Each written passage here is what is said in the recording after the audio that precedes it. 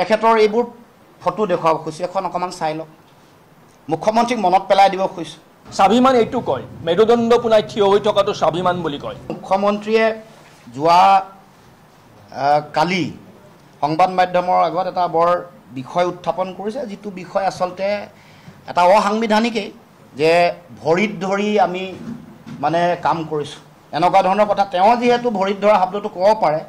গতিকে আমিও অকণমান তেখেতৰ এইবোৰ ফটো দেখুৱাব খুজিছোঁ, এখন অকণমান চাই লওক। মুখ্যমন্ত্ৰীক মনত পেলাই দিব খুজিছোঁ। এইখন আৰু আছে দুই এখন, এইখন চাওক, এইখন আপোনালোকে বেছি ভাল পাব মই ভাবোঁ। এইখন যিহেতু তেখেতে কৈছে, নহ'লে আমি সেইটো পৰ্যায়লৈ যোৱা মানুহ আমি নহয়। যিহেতু তেখেতে উত্থাপন কৰিছে বিষয়টো, তেখেতৰ মুখত এনেকুৱা অসাংবিধানিক কথা বতৰা আজিকালি আহিয়ে থাকে প্ৰায়। এইখন এখন আৰু এইখন। গতিকে এতিয়া প্ৰথম কথাটো হ'ল যে ভৰিত ধৰাৰ যিটো কথা, প্ৰথমে ভৰিত ধৰি পিছত সুবিধা পালে পিছফালৰ পৰা চুৰি মৰাৰ যিটো প্ৰৱণতা, সেইটো অসমৰ মুখ্যমন্ত্ৰীৰ সহজাত প্ৰৱণতা। এইটো মজ্জাগত, এটা তেওঁৰ মানে জিনত সোমাই গৈছে। দেহৰ শৰীৰৰ ৰন্ধে ৰন্ধে ভৰিত ধৰি নিজৰ স্বাৰ্থ সিদ্ধি কৰা আৰু পিছফালে সুবিধা পালে চুৰি মৰা, এইটো কাম তেওঁৰ এটা নিত্য নৈমিত্তিক ঘটনা আৰু চৰিত্ৰত পৰিণত হৈছে। আজি তেওঁ যিটো অৱস্থাত আছে তেওঁক কৈ দিওঁ, তেওঁ এটা সময়ত কংগ্ৰেছ দলৰ নেতা সোনিয়া গান্ধী বা ৰাহুল গান্ধী ডাঙৰীয়াক কৈছিল, কৃষ্ণৰ লগত তুলনা কৰিছিল। ক'ব নাপায় এইবোৰ কথা। কৈছিলে যে কৃষ্ণৰ চাৰিওফালে যেনেকৈ গোপীসকলে নাচি থাকে, মানে যিটো প্ৰেম, মানে প্ৰেমৰ ঊৰ্ধলৈ গৈ যিটো আত্মা আৰু পৰমাত্মাৰ মিলন বুলি কয়, এইটো কোনো বৈষয়িক কামনা বাসনা নাই। তেনেকৈ কংগ্ৰেছতো ৰাহুল গান্ধীৰ চাৰিওফালে তেওঁলোকে তেনেকৈ ঘূৰি থাকে আৰু তেওঁলোকৰ প্ৰতি অগাধ প্ৰেম আৰু ভক্তি আছে। মই মনত পেলাই দিছোঁ তেওঁ কোৱা কথা, কোট আনকোট। গতিকে তেনেকৈ কংগ্ৰেছৰ মানে ৰাহুল গান্ধীৰ চাৰিওফালে তেওঁলোকৰ নেতাসকলে তেনেকৈ থাকে বুলি তেওঁ কৈছিল, আৰু তেওঁ তেনেকৈয়ে আছিল। আৰু তেনেকৈয়ে সোনিয়া গান্ধী, ৰাহুল গান্ধী, তৰুণ গগৈ, তাৰ আগত হিতেশ্বৰ শইকীয়া, এইসকলৰ ভৰিত ধৰিয়ে আজি তেওঁ এই অৱস্থাত আহি পাইছেহি। তাৰ পাছত অমিত শ্বাহ ডাঙৰীয়া, নৰেন্দ্ৰ মোদী ডাঙৰীয়া, আনকি আমাৰ সভাপতি মনীষ ছুব্বাৰ কথাও কৈছে। মনীষ ছুব্বাৰো বহুত ভৰি ধৰিলে। তাৰপিছতে বিজেপিৰ সভাপতি সিদ্ধাৰ্থ ভট্টাচাৰ্য ডাঙৰীয়া, ৰাম মাধৱ ডাঙৰীয়া, সকলোৰে ভৰিত ধৰি আজি গৈ ইয়াত পাইছে। গতিকে মুখ্যমন্ত্ৰীক সোঁৱৰাই দিব খুজিছোঁ, আপোনাৰ এই ইতিহাস কিন্তু মনত ৰাখিব। আপুনি যোৱাকালি কৈছে মোৰ ছবিখন আপোনাৰ চাবলৈ ভাল নালাগে। মই কৈছোঁ শুনক, আপোনাৰ মোৰ ছবি চাবলৈ এনেও ভাল নালাগিব, কাৰণ আপুনি ভৰিত ধৰিয়েই গোটেই জীৱন পৰিক্ৰমা ৰাজনীতি কৰিছে। মেৰুদণ্ড পোনাই থকা মানুহৰ ছবি দেখিলে আপোনাৰ এনেও লাজো লাগে, দুখো লাগে। গতিকে আপুনি জীৱনত মেৰুদণ্ড পোনাই জীয়াই থাকিবলৈ শিকা নাই, জীয়াই থাকিব নোৱাৰে। মই অসম চিকিৎসা মহাবিদ্যালয় আৰু গুৱাহাটী চিকিৎসা মহাবিদ্যালয়ৰ শৈল যিসকল চিকিৎসক তেওঁলোকক কৈছোঁ যে অসমৰ মুখ্যমন্ত্ৰীৰ মেৰুদণ্ড আছেনে নাই অকণমান পৰীক্ষা নিৰীক্ষা কৰি চাব। আৰু এটা দুৰ্ভাগ্যজনক কথা, মুখ্যমন্ত্ৰী এটা অসাংবিধানিক কথা কৈ আছে যে বিৰোধী দলৰ দলপতি, ৰাষ্ট্ৰীয় বিৰোধী দলৰ দলপতিগৰাকী সাক্ষাৎ কৰাটো ভৰিত ধৰা বুলি যিষাৰ বাক্য কৈছে অতি অসাংবিধানিক, অতি অমাৰ্জিত। ভাৰত ৰাষ্ট্ৰৰ বিৰোধী দলসমূহৰ দলপতিজন এটা সাংবিধানিক পদবী।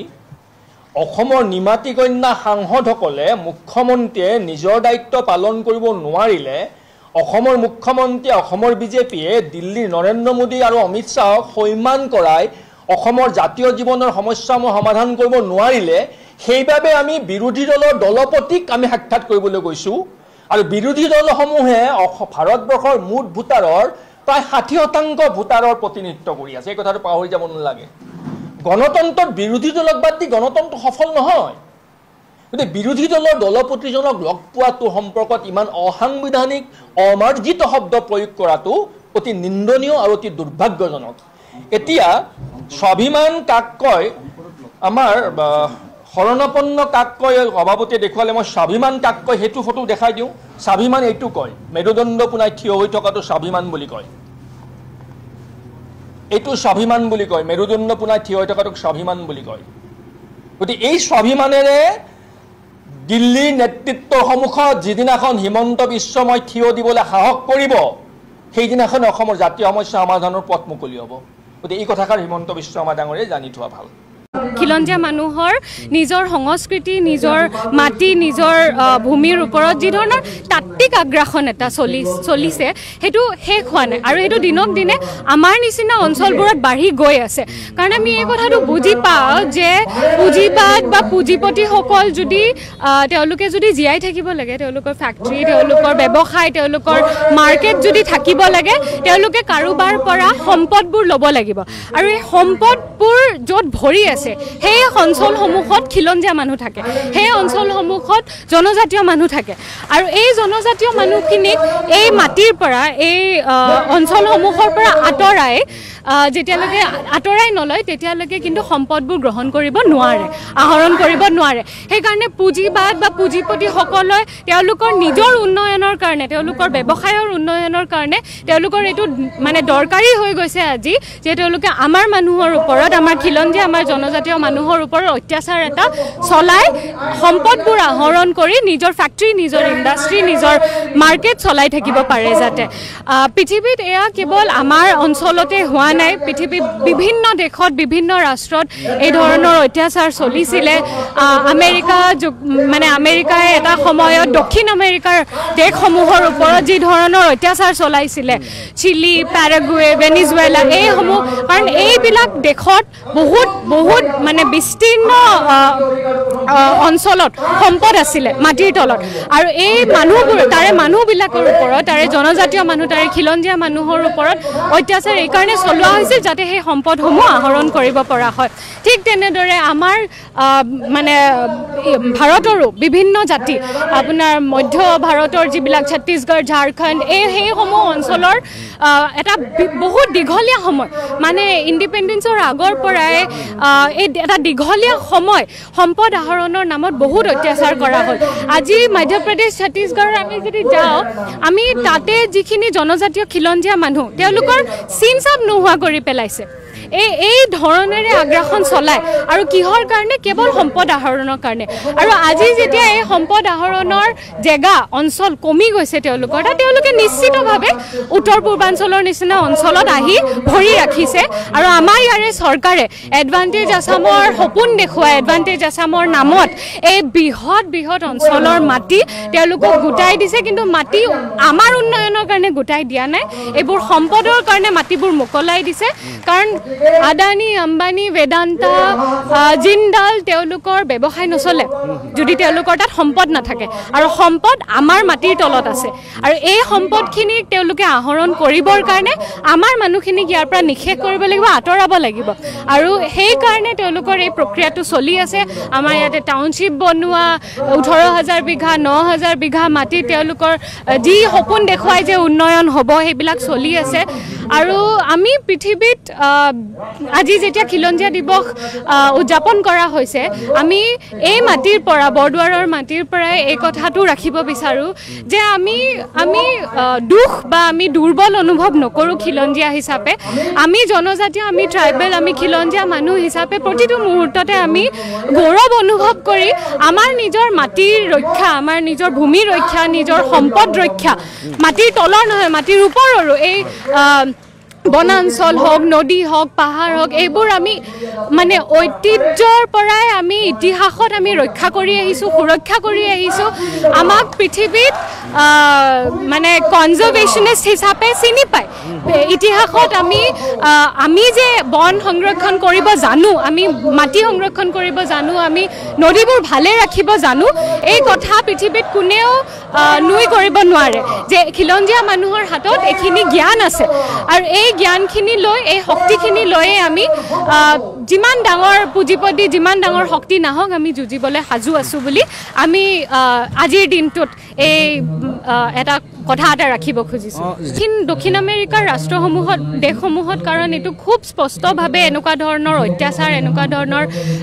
যি ধৰণৰ আগ্ৰাসন, মানে পুঁজিৰ আগ্ৰাসন চলিছিলে, সেইটোৰ কাৰণে বিভিন্ন জাতি জনজাতি, ইভেন আমি জানো যে আমাজন ৰেইন ফৰেষ্টখন, তাত যিমান খিলঞ্জীয়া জনজাতীয় মানুহ আছে তেওঁলোকৰ অস্তিত্ব নেতৃত্বৰ ওপৰত শংকা আহি পৰিছিল যেতিয়া ব্ৰাজিলত বলছনাৰোৰ নিচিনা এজন ফাঁচীবাদী যিজন নেতা তেওঁ যি ধৰণৰ অত্যাচাৰ চলালে আৰু ব্ৰাজিলৰ এনেকুৱা বিভিন্ন আমাজন ৰেইন ফৰেষ্টত থকা বিভিন্ন জাতি জনজাতি তেওঁলোকে একদিন মানে এনেকুৱা পৰ্যায় আহি গৈছিল তেওঁলোকে নিজৰ জংগল মানে আমাজনখন বচাবৰ কাৰণে সংগ্ৰাম কৰিবলগীয়া হৈছিল যিখন পৃথিৱীৰ হাওফাও বুলি কোৱা হয় কিন্তু সেই হাওফাওখনৰ সুৰক্ষা কোনো পুঁজিপতিয়ে কৰি থকা নাই তাত থকা জনজাতীয় তাত থকা খিলঞ্জীয়া মানুহে কৰি আছে আৰু তেওঁলোকৰ ওপৰত যেতিয়া এটা আগ্ৰাসন চলে তেওঁলোকৰ ওপৰত যেতিয়া অত্যাচাৰ চলে তেতিয়া তেওঁলোক বাধ্য হয় যুঁজিবৰ কাৰণে আৰু এই তেওঁলোকে দীঘলীয়া সময় ধৰি এখন সংগ্ৰাম চলাই আছে ঠিক তেনেকৈ আৰ্জেণ্টিনাত বহুত তেনেকুৱা জনজাতি আছে যোনে এই সংগ্ৰামখন চলাই আছে আপোনাৰ অষ্ট্ৰেলিয়াত মাউৰি বুলি এটা জনজাতি আছে তেওঁলোকে কেইদিনমান আগতে অষ্ট্ৰেলিয়াৰ পাৰ্লিয়ামেণ্টত তেওঁলোকৰ এজন ৰিপ্ৰেজেণ্টেটিভে এখন বিল এখন উত্থাপন হৈছিলে যিখনত তেওঁলোকৰ জনজাতীয় হিচাপে কিছুমান সুৰক্ষা কমাই দিবৰ কাৰণে তেওঁলোকৰ এখন বিল উত্থাপন হৈছিলে তেওঁ মাউৰি ভাষাত যিটো ভাষা আজি প্ৰায় পৃথিৱীৰ পৰা লুপ্ত হৈ গৈছে সেই ভাষাতে তেওঁ গান এটা গাই তেওঁ সেই বিলখন ফালি পেলাইছিলে তো আমি জানো বা আমি দেখিছোঁ পৃথিৱীৰ ইতিহাসত আৰু আমি শিক্ষা লওঁ তেনেধৰণৰ বিভিন্ন দেশৰ যিমান ডাঙৰ ডাঙৰ সংগ্ৰাম হৈছে বিভিন্ন জনজাতিসকলে বিভিন্ন খিলঞ্জীয়া সম্প্ৰদায়সমূহৰ লোকসকলে যিবোৰ সংগ্ৰাম চলাইছে আমি তাৰে পৰা শিক্ষা লৈ এই কথা বুজি পাইছোঁ যে আমাৰ উন্নয়নৰ কাৰণে তেওঁলোক কিন্তু অহা নাই আমাৰ ইয়ালৈ আমাৰ পৰা কিবা নিবলৈ আহিছে আৰু আমাৰ তাত যি আছে সেইখিনিৰ বলত আমি সুৰক্ষিত হ'ব লাগিব কোনোবা বেলেগক আমি সুৰক্ষিত কৰিব পৰাৰ আগতে আমি নিজে আমাৰ তাত যি আছে সেইখিনিৰ বলত আমি সুৰক্ষিত হ'ব লাগিব কওক এই বৰদোৱাৰ অঞ্চলত তেওঁলোকে টাউনশ্বিপ কৰিব বিচাৰিছে মিকিৰ বামুণী অঞ্চলত তেওঁলোকে এটা ছ'লাৰ পাৱাৰ প্লাণ্ট বহালে উন্নয়নৰ গইনালৈয়ে বহালে উন্নয়ন হ'ব বুলি কৈয়ে বহালে আপুনি যদি ইয়াতে যায় বা সেই অঞ্চলসমূহত যায় এখন ভাল স্কুল নাই ইয়াতে উকিয়ামত এটা ডেম বনাবলৈ লৈছে 9 কিলোমিটাৰ গৈ এখন হাই ছেকেণ্ডেৰী স্কুলত যাব লাগে হা যি অঞ্চলত স্কুল এখন নাই যি অঞ্চলত ভাল কলেজ এখন নাই ভাল হস্পিটেল এখনত নাই তাত আমি ফ্লেট এটা কিনাৰ সামৰ্থ্য থাকিলেও আমি কি কৰি খাম আমি এটা কথা বুজি পাব লাগিব যে উত্তৰ পূৰ্বাঞ্চলৰ নিচিনা জেগা এটাত বা আমাৰ যি পাহাৰ আছে ন আমাৰ এই পাহাৰবিলাক জিঅ'লজিষ্টসকলে কয় যে এইবোৰ নতুন পাহাৰ হয় ইয়াৰ ওপৰত বহুত ধৰণৰ আপুনি অত্যাচাৰ কৰি ইনফ্ৰাষ্ট্ৰাকচাৰ বনাওঁ বুলি বনাবলৈ আপুনি নোৱাৰে আপুনি এই গোটেই যিটো বেল্ট হয় এই উকিয়ামৰ গোটেই বেল্ট এইটো এটা ফল্ট লাইনত পৰে এটা কপিলি ফল্ট লাইন বুলি এটা ফল্ট লাইনত পৰে আমি জানো যে ভূমিকম্প হোৱাৰ কিমান প্ৰৱণতা বেছি আমাৰ এই অঞ্চলসমূহত হা আৰু এইবোৰ কথালৈ মন কাণ নিদি এইবোৰ কথা আমি যদি নাভাবোঁ বা আমাৰ এই অঞ্চলসমূহত উন্নয়ন কি হ'ব লাগে আমাৰ আজিৰ দিন পৰ্যন্ত আমাৰ খেতি পথাৰৰ অৱস্থা কি হৈ আছে জুলাই মাহত অসমত পথাৰত ফাট মেলা কাহিনী আপুনি কেতিয়াবা শুনিছিলেনে আমি আজি 10 বছৰ আগতে কল্পনা কৰিব পাৰিছিলোঁ নে জুলাইৰ মাহত অসমত যে পথাৰত ফাট মেলিব এই কথা আমি কল্পনা আমাৰ খেতিয়কসকলে আজিলৈকে ন্যূনতম সামৰ্থ্যত মূল্য নাপালে আজিলৈকে MSP কি আমাৰ খেতিয়কে বুজিয়ে নাপায় আমাৰ খেতিয়কে খেতি কৰি যেতিয়া লাভ নহয় তেতিয়া এখন বজাৰৰ অভাৱ বজাৰখন কোনোদিনে চৰকাৰে দিব পৰা নাই জলসিঞ্চন দিব পৰা নাই নদীসমূহৰ পানীবোৰ কি ধৰণে ভেটি ভেটি ধৰা হৈছে নদীবোৰ য'তে ত'তে বান্ধি দিয়া হৈছে তাৰ কাৰণে আজি পথাৰ শুকাই গৈছে আমাৰ পথাৰ আমি হলো মানে আমি ঐতিহ্যৰে পৰা আমি খেতি কৰা মানুহ খেতি কৰি আমাৰ আজি উন্নয়ন নহ'বলগীয়া কাৰণ নাই গোটেই ভাৰতৰ ভিতৰতে গোটেই নৰ্থ ইষ্টৰ ভিতৰতে অসমৰ নিচিনা সাৰুৱা মাটি পাবলৈ চাগে নাই ক'তো এই অঞ্চলৰ মানুহ হিচাপে আমি খেতি কৰি যিমান ধনী হ'ব লাগিছিলে আমি আজি যিমান ফলে ফুলে একদম মানে উপচাই পৰা আমাৰ ভঁৰাল হ'ব লাগিছিলে তেনেকুৱা আমাৰ হ'ব পৰা নাই কিহৰ কাৰণে হ'ব পৰা নাই চৰকাৰৰ কোনো ধৰণৰ সদিচ্ছা নাই এই কথাত মনোনিৱেশ কৰাৰ কোনো ধৰণৰ সদিচ্ছা নাই আমাৰ যিবোৰ ফল মূলৰ আমাৰ গছ আছে আমাৰ যিবোৰ তামোল আমাৰ বিভিন্ন ধৰণৰ আমাৰ বাৰীত যিবোৰ আছে আমাৰ পুখুৰীত যি মাছ ওলায় আমাৰ নদীত যি মাছ ওলায় তাৰ পৰা আমি কিমান উৎপাদন কৰিব পাৰোঁ আৰু তাৰ পৰা আমি কিমান বহনক্ষম হিচাপে নিজকে আমি প্ৰতিষ্ঠা কৰিব পাৰোঁ সেই কথাত কোনোদিন গুৰুত্ব নিদি কোনোবা ফেক্টৰী এটা আহি আমাৰ উন্নয়ন কৰিব এইবোৰ খুব মানে আমি হাঁহি উঠা কথা বুলিয়ে ক'ব লাগিব কাৰণ এনেকুৱা অলে ভাল চিকিৎসালয়ো নাই এনেকুৱা অলে খাব নাই তেওঁলোকে আমাক 200 বছৰৰ পৰা দেখুৱাই থকা নাইনে তেল নিলে কয়লা নিলে চাহ নিলে আমি কি পালোঁ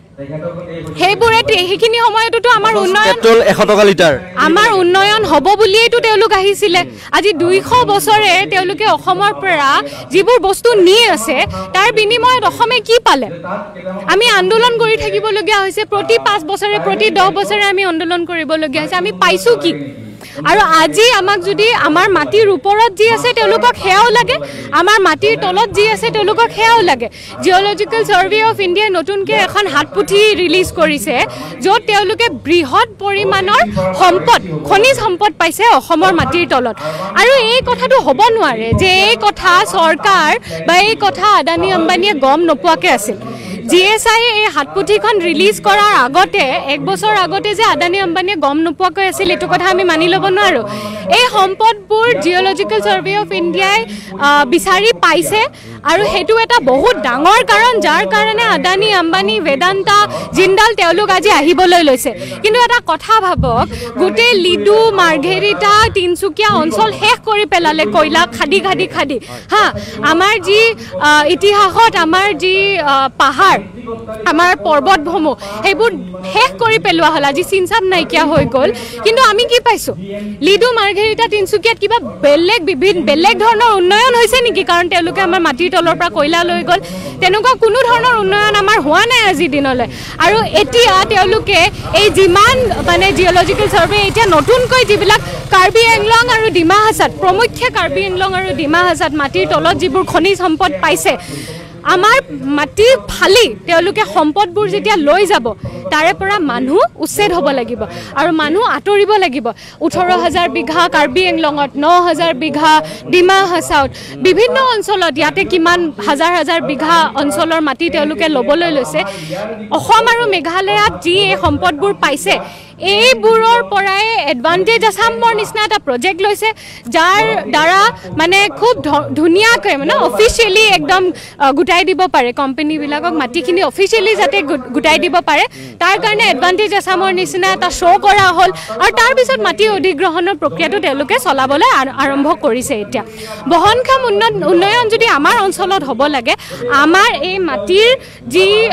মাটিৰ যিটো চৰিত্ৰ সেই চৰিত্ৰটো আৰু আমাৰ মানুহৰ যি জীৱন জীৱিকা তাৰ লগত সামিল মিল খোৱা কিছুমান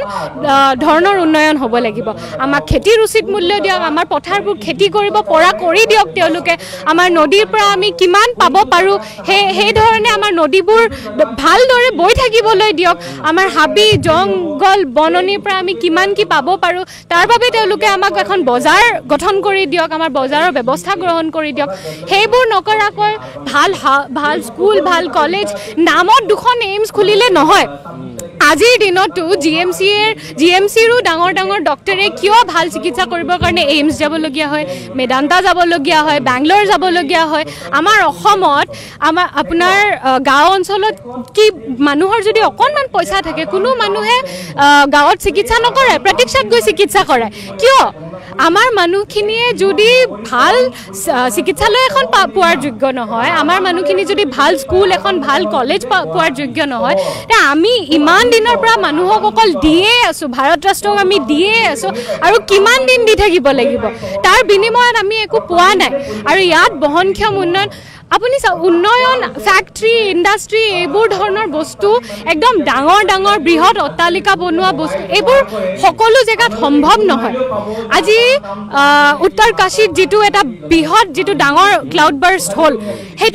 সেইটো এনে নেচাৰেলি হোৱা বস্তু নহয় এইটো তাতে কৰণীয় আছে মানে মানুহৰ তাতে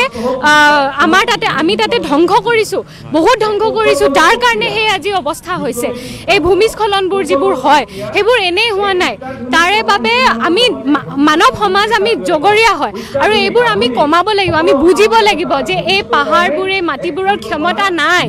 ইমান বেছি কংক্ৰিট ইমান বেছি সিমেন্ট মানে ধৰি ৰখাৰ ক্ষমতা নাই আৰু তাৰ কাৰণে আমি ইয়াতে যদি ইণ্ডাষ্ট্ৰি বহাব লাগে আমি বেম্বুৰ ইণ্ডাষ্ট্ৰি বনাব পাৰোঁ আমি কপাহৰ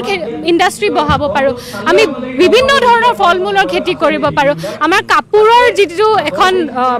বহুত ডাঙৰ এখন বজাৰ হ'ব পাৰে আমাৰ শিপিনীয়ে বহুত ধুনীয়া কাপোৰ বুব জানে তাৰে আমি এখন বহুত ডাঙৰ বজাৰ কৰিব যাৰ পৰা তেওঁলোকে যিসকলে বনায় তেওঁলোকে উচিত মূল্য পায় আমি বিভিন্ন ধৰণৰ আমাৰ অসমত বহুত ব্যৱস্থা গ্ৰহণ কৰিব পৰা হয় মানুহখিনিক ভালদৰে জীয়াই থাকিবলৈ আমাক কাৰো বহুত ডাঙৰ থাৰ্মেল পাৱাৰ প্লেণ্ট এটা কয়লা ওলাব তাতে থাৰ্মেল পাৱাৰ প্লেণ্টত প্ৰচেছ কৰিব সেনেকুৱা এটা প্লান্ট নহ'লেও আমি চলি থাকিব পাৰোঁ আমাৰ সিমান সম্পদ আছে আমাৰ সিমান মাটিৰ ওপৰতো তলতো আমাৰ সম্পদ আছে আমাৰ প্ৰকৃতিয়ে আমাক যি দিছে আমাৰ তাত বহুতখিনি আছে যে আমি ভালদৰে জীয়াই থাকিব পাৰোঁ এখন চৰকাৰৰ যি দায়িত্ব ন্যূনতম দায়িত্বখিনি তেওঁলোকে পালন কৰক আমাক বেছিকৈ দিবলৈ আহি তাৰ মানে আঁৰত আমাৰ পৰা বহুত গুণে বেছিকৈ যি লৈ যোৱাৰ আহৰণ কৰাৰ যি এটা প্ৰক্ৰিয়া আজি 200 বছৰৰ পৰা চলি আছে তাৰ অন্ত পৰিব লাগিব আমাৰ ইয়াতে কোনো ধৰণৰ উন্নয়ন নহ'লে নহয় ইতিমধ্যে আপোনালোকে লুৰিণজ্যোতিদাৰ কথাখিনি শুনিলে প্ৰমাণ সহকাৰে দেখুৱাই দিলে আপোনালোকক মুখ্যমন্ত্ৰী মহোদয়ৰ ফটো আপোনালোকৰ মাজলৈ আগবঢ়াইছে লুৰিণজ্যোতিদাক কয় যে তেওঁ ভৰিত পৰি আছে বুলি কিন্তু মুখ্যমন্ত্ৰী মহোদয়ে ভৰিত পৰি আছিলে আপোনালোকেতো হয়তো ইতিমধ্যে সকলোখিনি কথা গম পাইছে এই ফটোকপিৰ জৰিয়তে লুৰিণজ্যোতিদাই আপোনালোকৰ মাজলৈ আগবঢ়ালে এটা প্ৰমাণ আৰু লগতে এইগৰাকী যুৱতীয়ে যিখিনি কথাই কৈ গৈছে সম্পূৰ্ণ শুদ্ধ আৰু সত্য কথা একদম সৰলভাৱে কৈ গৈছে আপোনালোকে হয়তো মন দি যদি শুনিছে বহুত বেছি ভাল লগাকৈ কথাখিনি কৈ গৈছে বহুত বেছি ধুনীয়া মন্তব্য প্ৰকাশ কৰিছে এইগৰাকী যুৱতীয়ে যদি যুৱতীগৰাকীৰ কথাত আপোনালোকে একমত হয় যদিহে আপোনালোকে ভিডিঅ'টো চাই ভাল পাইছে কমেণ্ট যোগে আপোনালোকৰ মতামত জনাবলৈ নাপাহৰিব ভিডিঅ'টো সকলোৰে মাজত শ্বেয়াৰ কৰিব লাইক এটা কৰি দিব কমেণ্ট কৰিবলৈ নাপাহৰিব ভিডিঅ'টো সম্পূৰ্ণ চোৱাৰ বাবে সকলোলৈ বহুত বহুত বেছি ধন্যবাদ